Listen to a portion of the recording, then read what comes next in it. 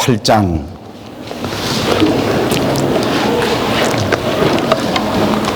1절에서 14절까지 있는 말씀입니다. 제가 가진 성경책 신약성경 249면에 있습니다. 우리 찾으셔서 다 같이 한 음성으로 받들어 봉독합니다. 그러므로 이제 그리스도 예수 안에 있는 자에게는 결코 정죄함이 없나니 이는 그리스도 예수 안에 있는 생명의 성령의 법이 죄와 사망의 법에서 너를 해방하였습니다.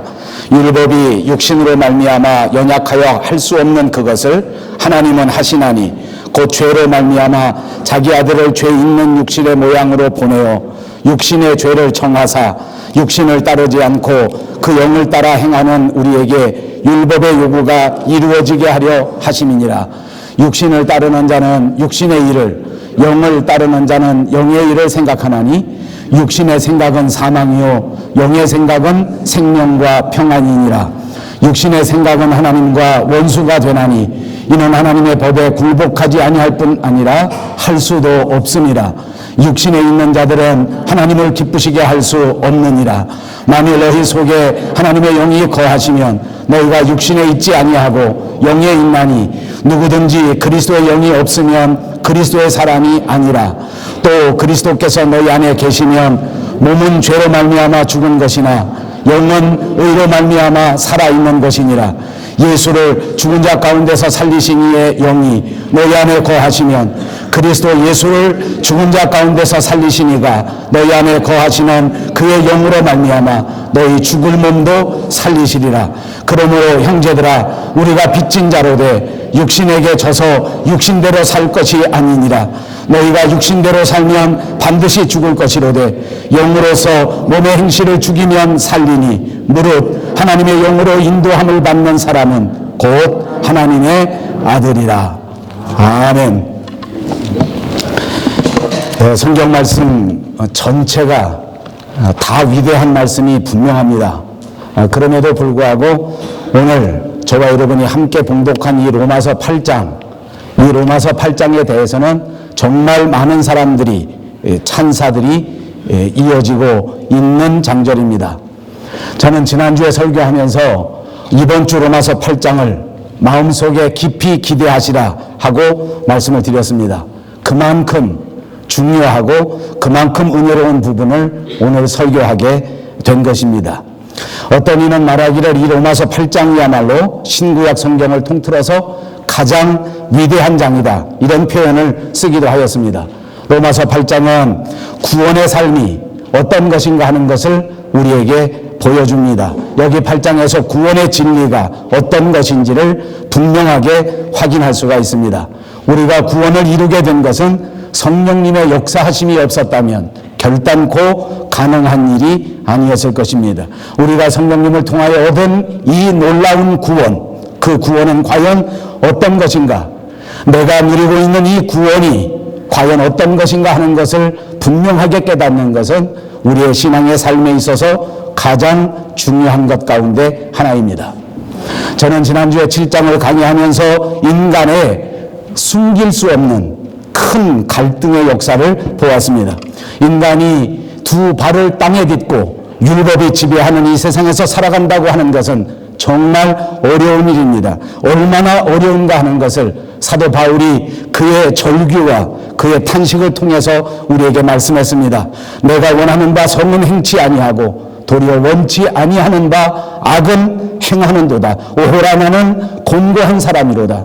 누가 이 사망의 몸에서 나를 건져내랴. 이렇게 7장에 말씀하지 않았습니까? 그러나 오늘 우리가 같이 살펴볼 8장은 이 7장과는 완전히 다릅니다.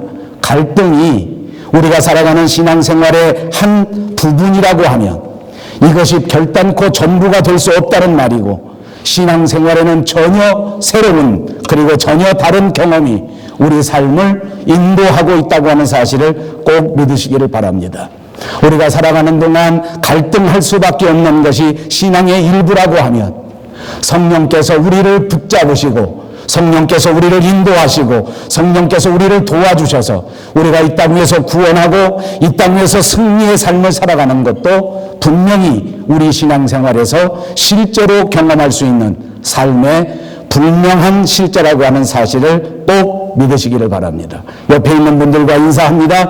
성령 충만하시기를 바랍니다. 성령 충만하시기를 바랍니다. 신약성경 요한복음에 보면 간음하다가 현장에서 붙잡혀온 한 여인의 이야기가 등장합니다.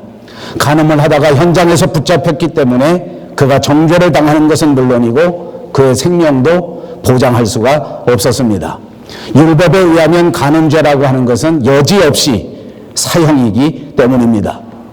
어느 날 예수님께서 군중들 사이에서 말씀을 전하시고 계셨는데 서기관들과 바리새인들이 한 여인을 끌고 온 것입니다. 그리고 많은 군중들 가운데 딱 세워놓았습니다. 그리고 붙잡아온 사람들이 큰 소리로 말합니다. 선생이여, 이 여자가 간음하다가 현장에서 붙잡혔습니다.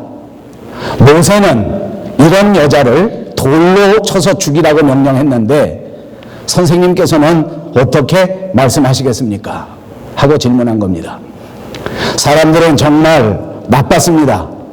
자기들이 분명히 알고 자기들이 분명히 믿고 있는 바가 있다고 하면 그대로 행하면 됩니다. 그런데 예수님 앞에 와서 자기들이 분명히 알고 있는 바를 이렇게 물은 것은 예수님을 시험하고 예수님을 고소할 조건을 얻기 위한 모함으로 행동한 것입니다. 예수님이 이들의 시커먼 속을 모르실 리가 없었습니다. 그래서 이렇게 말씀합니다. 너희 중에서 죄 없는 자가 돌로 치라. 그리고는 몸을 굽히셨습니다. 땅바닥에 손가락으로 무엇인가를 쓰십니다. 그랬더니 거기 서 있었던 많은 사람들이 하나씩 둘씩 그만 다 떠나갑니다. 모든 사람들이 다 떠나갑니다. 그리고 맨 마지막에는 예수님과 붙잡혀온 그 여자 딱 2명만 남게 되었습니다. 이때 예수님이 그 여자에게 묻습니다. 여자여, 너를 고소하던 저들이 다 어디에 있느냐? 너를 정죄한 자가 여기 있느냐? 이렇게 물으신 것입니다. 여자가 대답합니다. 주여, 없습니다. 예수님이 다시 말씀하십니다. 나도 너를 정죄하지 아니하노니 가서 다시는 죄를 범치 말라. 여러분, 이 여자가 과연 어떤 생각이 들었겠습니까? 이 여자의 마음 상태는 과연 어땠겠습니까? 아마 말로는 표현할 수 없는 그런 마음이었을 것입니다. 그리고 자기 앞에 서 있는 이 사람이 과연 누구인가? 자기를 생명을 구속해주고 자기에게 모든 죄를 사하여주고 자기도 죄를 정죄하지 않겠으니 이제 나가 새로운 삶을 살라고 이렇게 축복해준 이 사람이 누구인가? 이 사람이 과연 내 인생에 있어서 가장 중요한 사람이 아닌가? 나는 이제 남은 인생을 모두 바쳐서 그를 따르고 그에게 배우고 그와 비슷한 삶을 살아가기로 결심하지 않았겠는가 하는 것을 생각해 볼 수 있습니다. 이 여자는 어떤 사람입니까? 간음을 하다가 바로 그 현장에서 붙잡힌 현장범입니다.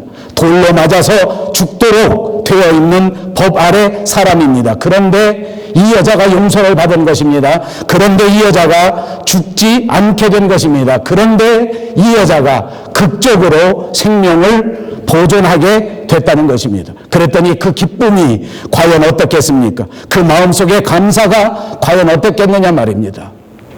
다시 보십시오. 이 여자가 살려달라고 발악을 하고 살려줬으면 좋겠다고 그렇게 사정사정하고 애원했는가? 그렇지 않았습니다. 다시는 이런 범죄를 저지르지 않겠다. 나는 이제는 분명히 똑바로 살겠다라고 결심 그리고 소원한 것이 있었는가? 그렇지도 않았습니다. 그런데도 불구하고 그는 생명을 구원받게 된 것입니다. 이유는 무엇입니까? 이 여자가 예수 그리스도를 만났기 때문입니다. 만약 이 여자가 예수님을 만나지 못했다면 그는 율법을 만났을 것이고 율법은 전혀 예외 없이 그냥 그 자리에서 돌로 맞아 죽을 수밖에 없는 것이었습니다. 그러나 이 여자가 예수님을 만났습니다. 그 만남 때문에 죄 사함을 받게 되었고 그 만남 때문에 그는 새로운 삶을 살게 된 것입니다. 이것이 구원입니다. 이것이 저와 여러분이 예수 그리스도를 통하여 얻은 놀라운 새로운 삶, 구원의 역사라고 하는 것을 꼭 믿으시기를 바랍니다. 오늘 본문 1절 그리고 2절로 돌아가겠습니다. 그러므로 이제 그리스도 예수 안에 있는 자에게는 결코 정죄함이 없나니 이는 그리스도 예수 안에 있는 생명의 성령의 법이 죄와 사망의 법에서 너를 해방하였습니다. 오늘 본문 1절은 두 가지 법을 말씀하고 있습니다. 그리스도 예수 안에 있는 성령의 생명의 법, 그리고 또 하나는 죄와 사망의 법입니다. 이 세상을 살아가는 모든 사람들이 이 두 가지 법 중에 어느 한쪽을 따라서 살도록 되어 있는 것입니다. 그런데 한쪽은 생명의 법이요, 또 다른 한쪽은 죽음의 법이라는 것입니다. 어떤 법은 살게 하는 법이고 또 어떤 법은 죽게 하는 법이라는 말입니다. 그러므로 우리가 어떤 법을 믿고 어떤 법을 쫓아서 살아가는가 하는 것은 정말 중요한 것입니다. 왜냐하면 시작은 비슷한 것 같이 별 차이가 나지 않는 것이라고 생각할 수도 있지만, 그러나 어떤 법을 따라가느냐에 따라서 생명과 죽음이라고 하는 전혀 다른 그 도착지에 각각 도착하게 되기 때문입니다. 그래서 오늘 본문 3절과 4절에도 우리가 어떤 법을 따라야 할지를 분명하게 말씀해 주고 있습니다. 율법이 육신으로 말미암아 연약하여 할 수 없는 그것을 하나님은 하시나니 곧 죄로 말미암아 자기 아들을 죄 있는 육신의 모양으로 보내어 육신의 죄를 정하사 육신을 따르지 않고 그 영을 따라 행하는 우리에게 율법의 요구가 이루어지게 하려 하심이니라. 생명의 법을 따라 사는 여러분 되시기를 주님의 이름으로 축복합니다. 요즘 우리가 살아갈 때에 우리가 타고 다니는 자동차는 마치 우리가 신고 있는 신발과 같다고 말하는 사람이 있습니다. 그러니까 자동차가 없이는 살기가 정말 불편합니다. 특별히 여기 밴쿠버 같은 미주의 삶은 훨씬 더 그렇습니다. 자동차 운전면허증을 따고 나니까 차를 마음대로 운전할 수 있지 않습니까? 차를 마음대로 운전하고 다니니까 정말 편리합니다. 그러나 여러분, 운전면허증을 따서 자동차 운전면허증이 있다고 해서 그 자동차에 대하여 완전히 다 알 수 있는 것은 아닙니다. 요즘 우리 주변에서는 이 자동차 때문에 사고를 당하는 이들이 굉장히 많습니다. 보통은 여름철에 졸다가 사고를 내는 사람이 많은 법인데, 요즘은 여름철도 아닌데 왜 그리 사고를 많이 당하는지 모릅니다. 여러분, 자동차 운전하실 때 꼭 조심하시기 바랍니다. 저도 요즘에는 한국분이 운영하는 어느 자동차 정비 회사를 다닙니다. 제 차에 이상이 있어서 소리가 나기 때문에 가끔 찾아갑니다. 그런데 가보니까 도대체 이 소리 나는 것을 잡지 못합니다. 벌써 한 달 반, 2달 동안 됐는데 왜 이렇게 소리가 나는지, 왜 이렇게 덜컹덜컹 하는지 알지 못하더라고요. 아무리 전문가라고 할지라도 자동차에 대해서 다 알지는 못하는 것 같습니다. 가끔 제가 그곳에 가보면 많은 한국분들이 한국말 잘 통하니까 그곳에 아주 단골이 돼서 오시는 분들이 많습니다. 그런데 보니까 제가 거기서 기다리고 있는 동안에 보니까 오시는 여자분들은 다 우리 교회 집사님들 같아요. 운전은 다 할 줄 아시는데 도대체 차를 가져와서 모르겠다는 것입니다. 그래서 그 정비소에 있는 분이 이만저만 이렇고 저렇고 이것 때문에 그렇습니다 하고 말을 하면 제가 옆에서 이렇게 들여다보니까 그분도 저처럼 그 소리가 무슨 말인지를 못 알아듣습니다. 도대체 어디가 나쁜지, 왜 차가 이렇게 문제가 되는지 그것을 잘 알지 못하는 것입니다. 그래서 가만히 생각해 보면 자동차를 다 안다는 것은 그리 쉬운 문제는 아닐 것입니다. 여러분, 우리가 교회 다니면서 신앙생활하는 구원의 생활, 성령 충만한 생활도 마치 자동차와 비슷한 것 아닌가 하는 생각을 해보았습니다. 우리가 예수를 믿기로 결심하는 그 순간, 우리의 마음을 예수님 앞에 바치겠다고 진정으로 결심하는 그 순간, 믿음 때문에 우리는 누구든지 구원을 받습니다. 그 구원 때문에 이제 우리는 더 이상 사망의 자녀들이 아니라 영원한 생명을 얻는 영생의 자녀들이 된 것을 분명히 믿습니다. 그런데도 불구하고 아직 교회에 대하여, 아직 진리에 대하여, 아직 하나님에 대하여 다 알지는 못합니다. 잘 모르는 사람이 많습니다. 사랑하는 여러분, 이제 우리가 마음속에 깊이 믿기로 작정하고 하나님 앞에 구원을 받으셨다면 이제부터 이 구원의 삶이 어떤 것인가, 이제부터 새로운 생각은 어떤 것인가? 이제부터 우리가 따라야 할 새로운 법은 어떤 것인가를 깊이 생각하시고 기필코 생명의 성령의 법을 따라가시는 여러분들이 꼭 되시기를 바랍니다. 육신을 따라가지 마십시오. 세상을 따라가지 마십시오. 성령님의 인도하심을 따라 생명의 법을 따라 사시기를 다시 한번 주님의 이름으로 축복합니다. 누가복음 15장에 보면 우리가 잘 아는 탕자의 비유가 있습니다. 그가 자기에게 돌아올 분깃을 아버지에게 땡깡을 써서 달라고 챙겨 가지고 집을 나갑니다. 집을 나가기 전까지는 집안에서 말썽을 부렸지만 그래도 아버지의 아들이었습니다. 집안에서는 여러 가지 본민하고 고민하고 여러 가지 아버지의 말을 따르지 못하는 그런 못난 아들이었을지는 몰라도 그럼에도 불구하고 아들이었다는 말씀입니다. 그러나 그가 집을 나갔습니다. 집을 나가는 그 순간부터 아버지와 아들의 관계가 끊어지고 마는 것입니다. 이 아들은 바깥으로 나갔습니다. 시간 가는 줄 모릅니다. 흥청망청 아버지에게서 받아온 돈을 쓰면서 삽니다. 아버지는 까맣게 잊어버립니다. 어머니도 잊어버렸습니다. 형도 잊어버리고 다만 세상의 법을 따라 육신의 법을 따라 욕정의 법을 따라서 살아가고 있었습니다. 그러나 아버지는 어땠습니까? 아버지는 이런 아들임에도 불구하고 모든 관계가 끊어졌는데도 불구하고 그 아들을 결코 잊지 못했습니다. 언제쯤 이 아들이 다시 돌아올 것인가? 이 아들이 분명히 잘못했지만 다시는 용서받을 수 없는 엄청난 죄를 저질렀지만 아들로서는 해서는 안 될 일을 한 아들이지만 그럼에도 불구하고 아버지는 이 아들을 다 용서하고 그리고 이 아들을 기다리고 있는 것입니다. 아들이 용서해달라고 빈 적도 없었습니다. 다시는 아버지 속을 썩이지 않겠다고 약속한 것도 아닙니다. 아버지의 크신 사랑, 아버지의 크신 사랑은 이미 이 아들을 다 용서해 버렸습니다. 여러분이 탕자는 무슨 법을 살았습니까? 육신의 법을 따라 살았습니다. 욕망의 법을 따라 살았습니다. 세상이 가르쳐주는 법들을 따라 살았습니다. 그랬기 때문에 그의 삶은 분명히 잘못된 삶입니다. 밤낮 생각하는 것이 오로지 밤낮 생각하는 것이 오로지 육신, 밤낮 생각하는 것이 오로지 쾌락, 이런 것들이었지만 그가 살아가는 삶 가운데 갑자기 다른 생각이 들어오게 되었습니다. 전혀 새로운 생각에 사로잡히게 됩니다. 돌아가야 하겠다. 아버지가 나를 기다리실지도 모른다. 아버지 품으로 다시 돌아가면 내 인생이 회복될지도 모른다. 그래요. 세상에서는 상상할 수 없는 생각입니다. 세상에서는 어느 한 사람도 코치해 준 적이 없는 그런 생각이었습니다. 어떻게 이 아들에게 이런 생각이 든 것입니까? 어떻게 이 아들의 마음속에 이런 마음이 들어온 것입니까?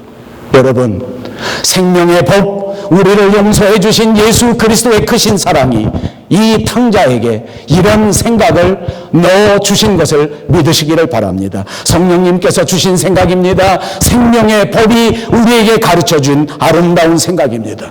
본문 5절과 7절로 돌아갑니다. 육신을 따르는 자는 육신의 일을, 영을 따르는 자는 영의 일을 생각하나니 육신의 생각은 사망이요 영의 생각은 생명과 평안이니라. 육신의 생각은 하나님과 원수가 되나니 이는 하나님의 법에 굴복하지 아니할 뿐 아니라 할 수도 없음이라. 그렇습니다. 오늘 성경 말씀을 살펴보니까 죄인된 우리가 예수님을 만나게 되면 구원을 받게 되는데 이 구원을 받으면서 진행되는 몇 가지 중요한 사실을 우리가 알 수 있게 됩니다. 첫째는 누구든지 그리스도 예수 안에 들어가기만 하면 결코 정죄함이 없다는 것입니다. 두 번째로는 생각에 변화를 가져오게 된다는 것입니다. 이제까지 살았던 삶의 생각에서 완전히 변화되는 것입니다.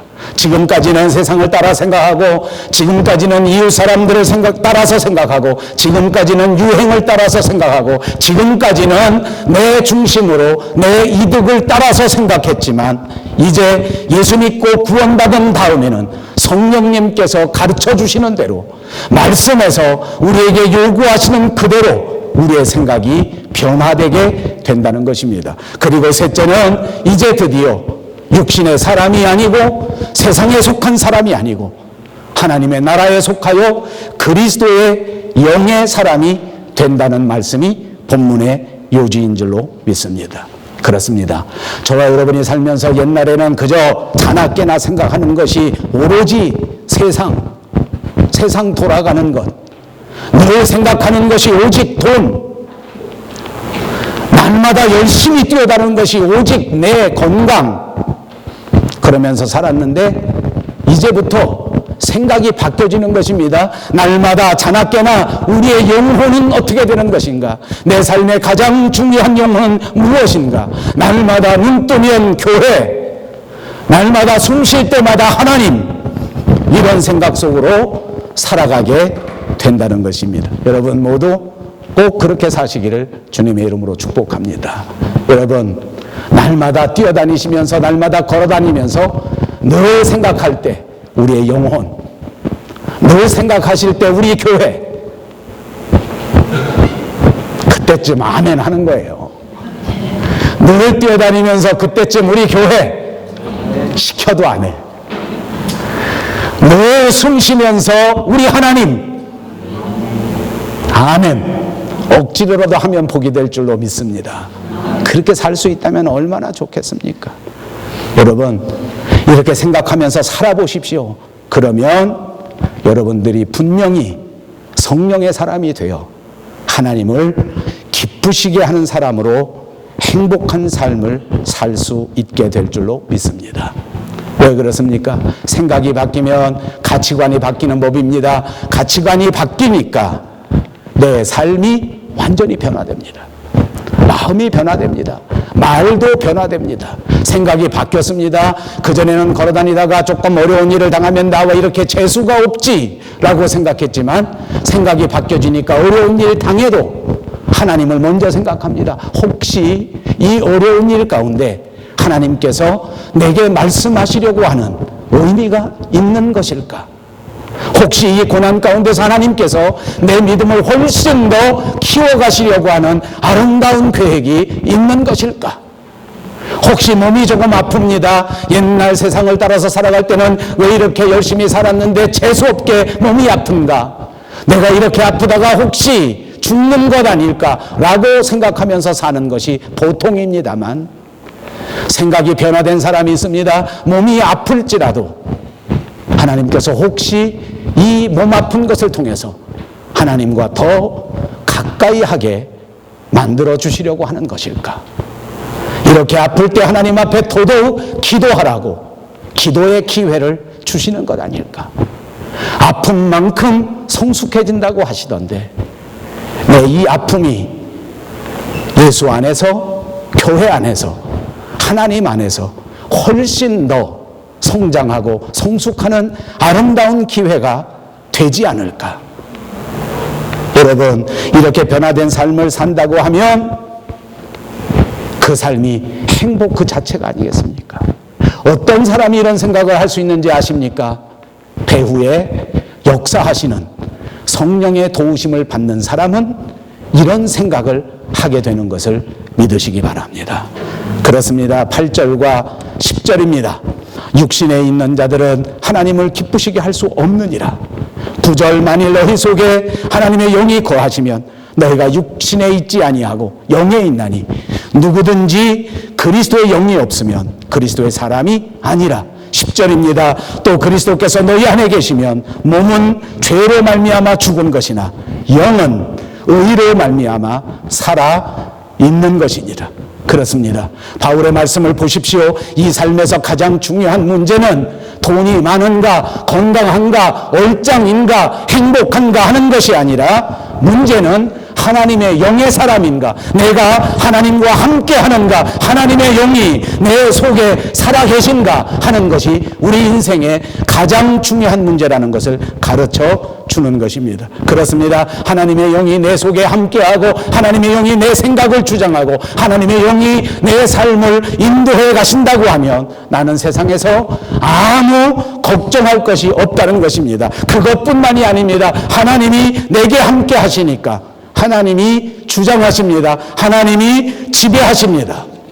여러분, 그동안 그렇게 열심히 노력하고 그동안 그렇게 열심히 결심하고 그동안 그렇게 노력했고 애썼더라도 고치지 못했던 삶의 어두운 그림자들이 있지 않습니까? 잘못된 습관이 있습니다. 잘못된 행실이 있습니다. 우리 육체의 소욕들이 있습니다. 이 모든 것들을 드디어 고칠 수 있게 됩니다. 아니, 고치는 정도가 아닙니다. 심지어 이런 삶의 모든 더러운 것들을 완전히 죽여버릴 수 있는 능력이 되는 것을 믿습니다. 본문 11절에서 13절입니다. 예수를 죽은 자 가운데서 살리신 이의 영이 너희 안에 거하시면 그리스도 예수를 죽은 자 가운데서 살리신 이가 너희 안에 거하시는 그의 영으로 말미암아 너희 죽을 몸도 살리시리라. 그러므로 형제들아, 우리가 빚진 자로 돼 육신에게 져서 육신대로 살 것이 아니니라. 너희가 육신대로 살면 반드시 죽을 것이로되 영으로서 몸의 행실을 죽이면 살리니 그랬습니다. 예수를 죽은 자 가운데서 살리신 이의 영, 곧 하나님의 영인 성령이 내 속에 있고, 그래서 내가 그 성령의 말씀을 따라 살기만 하면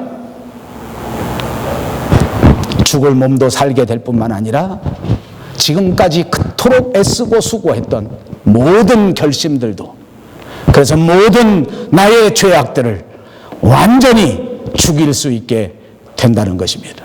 드디어 완전한 사람이 됩니다. 드디어 완전한 그리스도인이 됩니다. 드디어 새로운 존재, 참된 그리스도인으로 거듭나게 된다는 약속의 말씀인 줄로 믿습니다. 그렇습니다. 그러므로 이 로마서 8장이 우리에게 가르쳐주는 가장 중요한 개념은 육신의 법을 따라 살지 말고 성령의 법을 따라 살아가라는 말씀인 것입니다. 사랑하는 여러분, 육신의 법을 따라 살지 말고 성령을 따라 살아가시는 여러분들이 꼭 되시기를 바랍니다. 그래서 오늘 본문 14절을 보십시오. 무릇 하나님의 영으로 인도함을 받는 사람은 곧 하나님의 아들이라.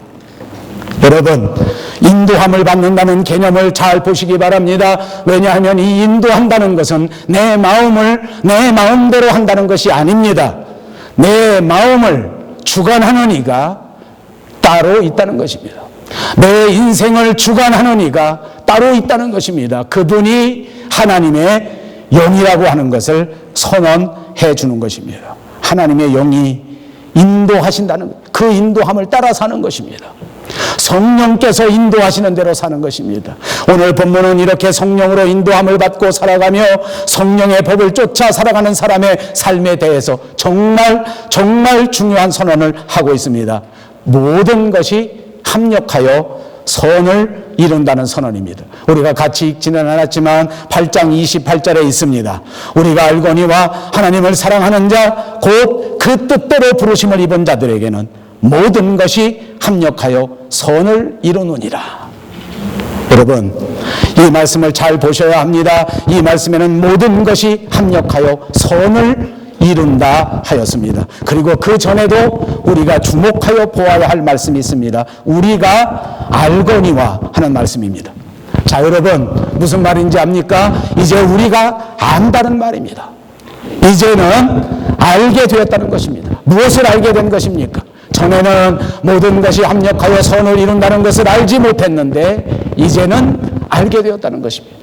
여러분, 살면서 우여곡절을 겪지 않는 사람은 아무도 없습니다. 누구든지 삶에는 우여곡절이 나타나는 것입니다. 기쁜 일도 슬픈 일도 안타까운 일도 위험한 일도 누구에게나 다가옵니다. 그러나 그리스도인들은 이 모든 우여곡절을 새롭게 해석할 줄 압니다. 왜냐하면 이미 우리가 성령의 인도하심을 알기 때문입니다. 하나님께서는 이 모든 우여곡절을 통하여 우리의 인격도 더 깊이 만드시고 이 모든 슬픔을 통하여 우리의 믿음도 더 깊이 만드시고 이 모든 삶의 아름다움을 통하여 하나님 앞에 참 좋은 열매를 맺을 수 있도록 이끌어 가시는 것입니다. 그러므로 그리스도인들의 삶에서 없어져야 할 것은 하나도 없습니다.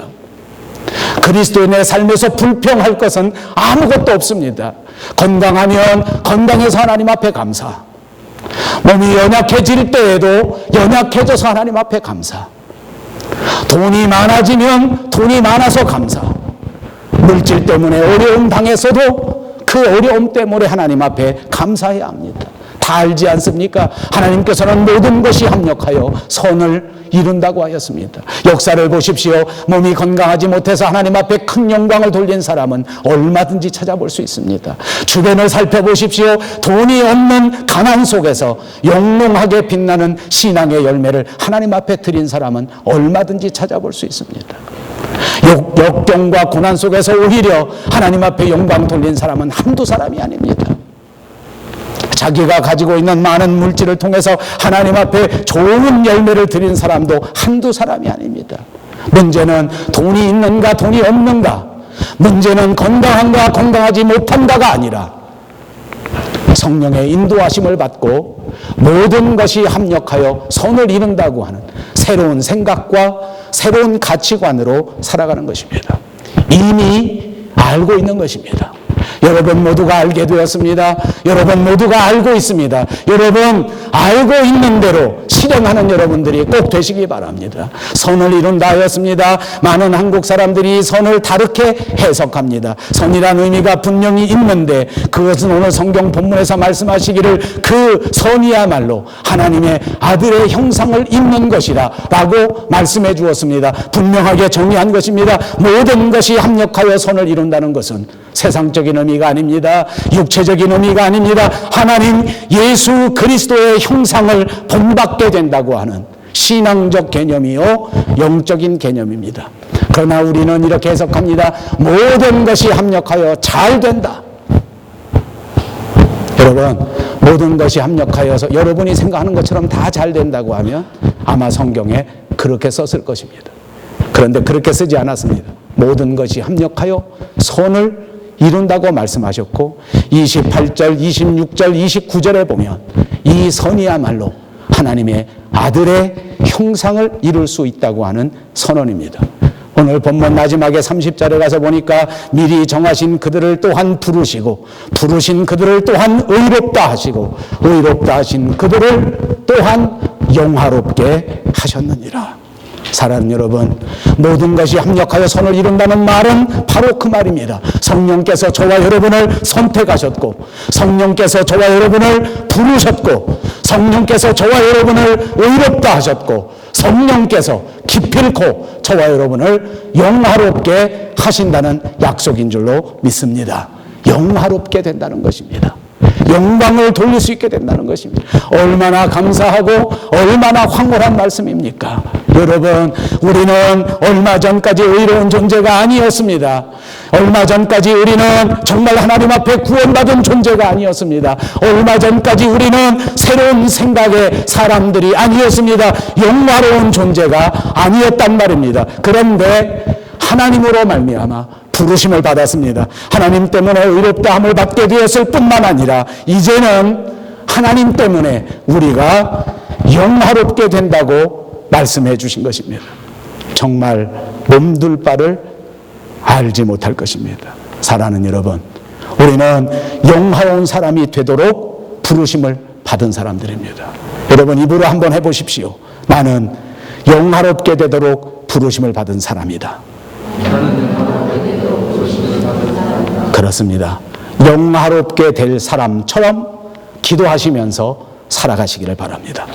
주님의 영이 나를 주장하셔서 내 생각도 하나님께서 주장해 주시고 내 입술도 주장하셔서 하나님의 말을 할 수 있게 하시고 내 눈도 주장해 주셔서 신령한 것들을 보게 하시고 내 귀도 충만하게 하셔서 하나님의 말씀을 늘 들을 수 있게 하시고 내 행동도 주장해 주셔서 사람을 기쁘게 하는 것이 아니라 하나님을 기쁘시게 하는 삶이 되게 하여 주시옵소서 라고 기도하시면서 살아가시면 여러분 세상에서 어느 누구도 누릴 수 없는 진정한 행복한 사람들이 다 되실 줄로 믿습니다. 기도하겠습니다.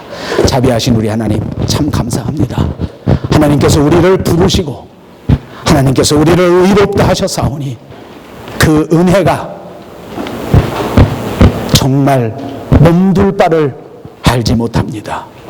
주여 날마다 우리를 충만하게 하셔서 내 생각도, 내 입술도, 내 눈도, 내 귀도, 내 행동도 주장하여 주셔서 하나님을 기쁘시게 하는 종들이 되게 하여 주시옵소서. 예수님의 이름으로 간절히 기도하옵나이다. 아멘.